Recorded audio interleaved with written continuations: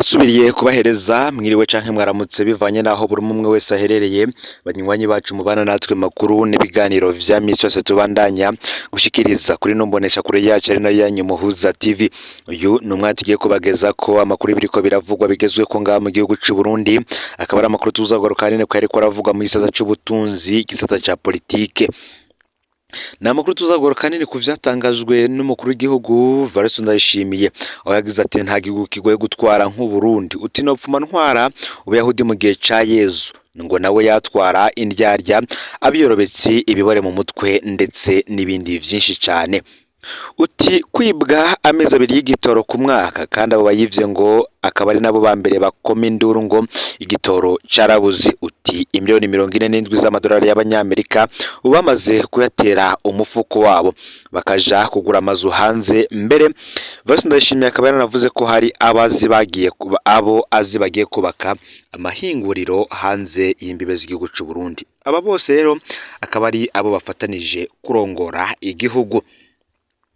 Perezida Valentin Ndayishimiye yitangiye isezerano rishasha ku Barundi. Utije mpora niyumvira jewe nzifate abo batwara amahera yari kwinjiriza, abo batwara ivyo ari kwinjiriza amafaranga igihugu, ndabajane kuri stade kugira abantu bose bababone, kugira aho bazoca hose babe ibivume, tubavumire kuri stade babe ibivume, aho bazoca bose bavuge ngo wa wundi mwamubonye, ngo gushika bapfume bipfungira mu nzu ngo nta kamaro. Genda muri Sosumo imisigati urarondera umwimbu iyo wagiye ukabura, nta mwanya babifitiye.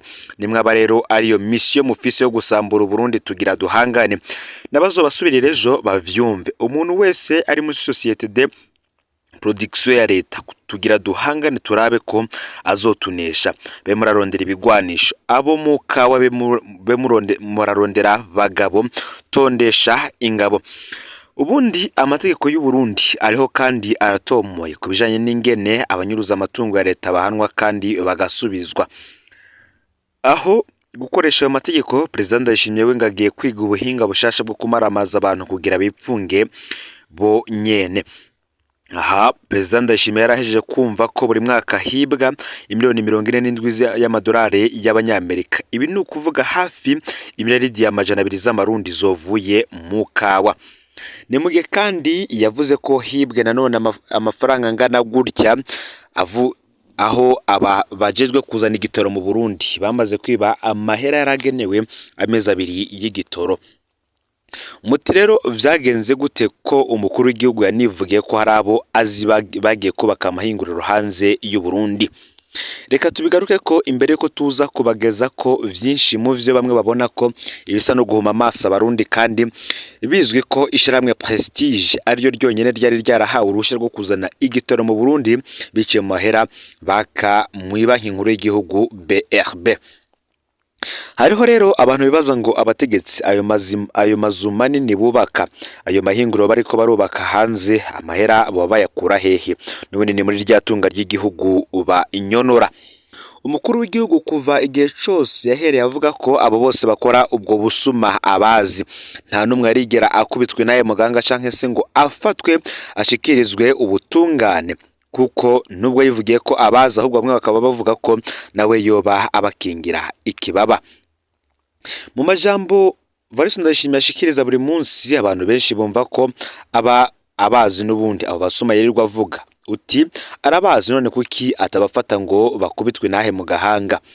Akarorero benshi bibuka ni igihe yigeze gutuka cane arakaye rwose umurwizatunga Mayondori ku butari bw'Ikabarori, amwagiriza ko ari ikijuju caretse ubutari bw'u Burundi bukaja gutungisha abanyamahanga.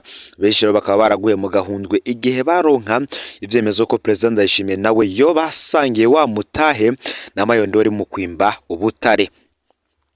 Nako kandi mu mwaka uheze President Valentin Ndayishimiye ubwiwe yari yivugiye ko yamaramajwe no kubona hariho Abarundi banywa inzoga champagne yitwa Ruwina, icupa rimwe rigugwa umuriyoni w'amarundi, mu gihe hariho abana b'u Burundi biga bicaye hasi. Ntivyativye haciye hasohoka ifoto imwerekana ari kumwe n'umukenyezi we bihereza Karuina. Mu kwezi kwakurikiyeho ubwo yabwira abanyagihugu bavuga ko ibintu bizimvye ko bogenda kuvyironderera, we kafise amatoni bipfungurwa, ari naho yaciye atuka bamwegereza kunywa inzoga zizimvye ngo nibamureke niwe azigurira. Bamwe bakabona ko n'ubundi umukuru w'igihugu aba bose bafatanije kurongora igihugu bakora ubu bunyonyezi banyonora itunga ry'igihugu bose abazi. Hariho benshi bibaza ngo abategetsi ayo mazu manini bayubaka hehe, amahera abo baba bayakura hehe? Uti se ayo mahinguriro yo imitahe bayashoramwo iva hehe? Reka ndabibashikirize muri ubu buryo bukurikira. Hariho abategetsi baba bazwi neza ko banyuruza amafaranga y'ibisata baba bajejwe, hakorwa kontrole y'ivyo atunze, ahubwo bakabona ko ari umukene afise amadeni menshi mu mabanki, imbere bikagaragara ko ibikorwa vye vyose abikora mu mushahara ahabwa n'igihugu ndetse no mu ngurane afata mu mabanki gusa. Hariho rero ubuhinga bukomeye cane kubutahura, vyo vyaranse abenshi muri aba usanga baba bafise amakonti mu bindi ibihugu, banafite kandi umuntu ajejwe kuyakurikirana. Ayo makonti rero uyo muntu abajejwe kuyakurikirana n'ibikorwa vye vyose, uwo mutegetsi aba akora hanze y'igihugu niwe navyo abikurikirana, ku buryo aheza muri ico gihugu akubakayo amazu, agashora imitahe mu mahinguriro yaho, ku buryo wewe mu gihugu indani ataco bomubaza, babona ari umuntu asanzwe, mu gihe muri ico gihugu we n'abandi bategetsi baba bajejwe amabanga ahambaye muri ico gihugu afisemwo ikonti baba baziranye, ku buryo anafatwa ahubwo nk'umwe mu barwizatunga bakomeye ico gihugu kiba gifise. Mwarumvije kandi ingene bavuga ngo nk'akarorero ngo Leta Zunze Ubumwe za Amerika zafatiye ibihano uyu mutegetsi canke uriya, ibihano ndetse n'amatungo yiwe yose agafatirwa. Harabibaza ngo ivyo bihano ico bizananye, n'ubundi vyose biva kuri ya mitahe, amazu, amamodoka n'ibindi vyinshi abo bategetsi baba baraguzeyo muri ya mahera canke barubatseyo, bivuye kuri bwa butunzi bwabo baba badashaka ko butahurwa imbere mu gihugu. Ni mu gihe kandi ishirahamwe Orukome rirwanya abarya ibiture n'abanyonora amatungo ya leta ryo rivuga ko ubutunzi bw'igihugu c'u Burundi muri kino gihe bufise ihungabana ridasanzwe. Ivyo urongoye iryo shirahamwe yabivugiye mu kiganiro yagiraniye n'abanditsi hamwe n'abamenyesha makuru. Rufyiri akaba yaravuze ko iryo hungabana ryaturutse ku ikena ry'amafaranga y'agaciro. Nk'uko bibandanya bivurwa na Gabriel Rufyiri, ingaruka z'ivyo bibazo vyose nuko ata butunzi bushobora kuboneka mu gihugu, abanyagihugu baca bata ivyizigiro vya kazoza, leta igaca ibura amakori, abakeneye kuja kwivuza mu mahanga ntibakundira. Mu gihe ivyo vyose bimeze gutyo, ishirahamwe Urukome ryo rirabaza ahajanye inzego zose z'igihugu kuva ku mukuru w'igihugu kuko bibereye mu gacere katagira uko kangana. Ikindi kandi basaba mw'ishirahamwe Rukome nuko inzego z'igihugu kuva ku mukuru w'igihugu zobakira kugira ngo bavugane amaso mu yandi, inyishu zihuta hamwe n'izakure ku bibazo bihanze ubu abarundi. Nayo mu gihe ngo mu mugambwe CNDD-FDD babona ko inyishu zizozanwa n'ikawa hamwe n'amavoka, muri Rukome ho babona ko ico atari co cozana inyishu hafi abarundi bakeneye, mbere ngo bigumye uko bimeze n'imbona kazoza ivurwa yo mu mwaka w'ibihumbi 2040 n'umwaka w'ibihumbi 2060 ku bwa Rukome ngo ntibishoboka. Uyo munsi ubutunzi bw'igihugu c'u Burundi bugeze ngaho umwansi ashaka. Ivyo rero bikaba biruko mu gihe abasemerera bo mu mirwi itandukanye batahengeshanije kwerekana umuti ukenewe kugira ngo ibintu bije mu buryo.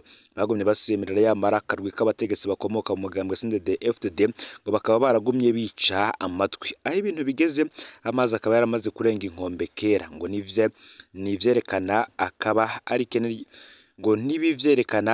ari ikena ry'ibitoro n'ibindi bintu vyankenerwa, nayo ingorane zo zikaba zarabaye umurengera ku banyagihugu.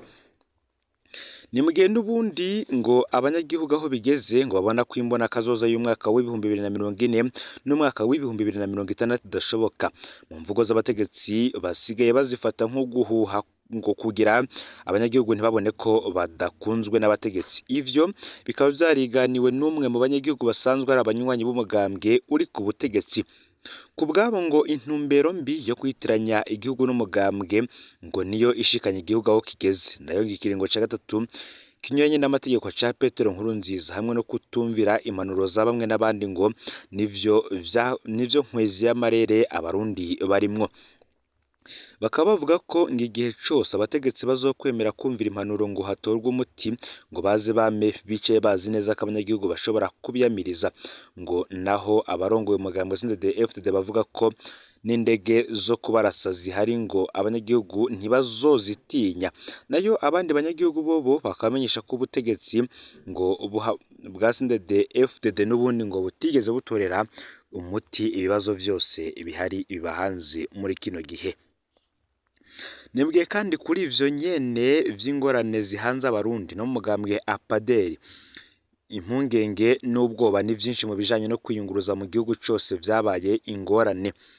Muri uwo mugambwe bakavuga ko ibura ry'igitoro ririko riratuma habura amafaranga aja mu kigega ca leta. Muri uwo mugambwe kandi bakaba batabona ahabarizwa mu nzego za leta ibijanye n'igitoro ngo haheze hatangwe umuco igituma kitaboneka. Nkuko bisigurwa na Gabriel Banzawitonde arongoye umugambwe abona ko mu bihugu bibanyi bitoro ari nywesha nawe. Leta y'u Burundi ngo yari ikwiye korohereza ababishoboye bakaja kunyweshayo ivyo bitoro, bishobotse bakazanira ko bamwe badashobora kuja kunywesha ibitoro muri ivyo bihugu bibanyi, ngo rero bagaheza bakareka kwita abagiye kubironderayo abansi b'igihugu.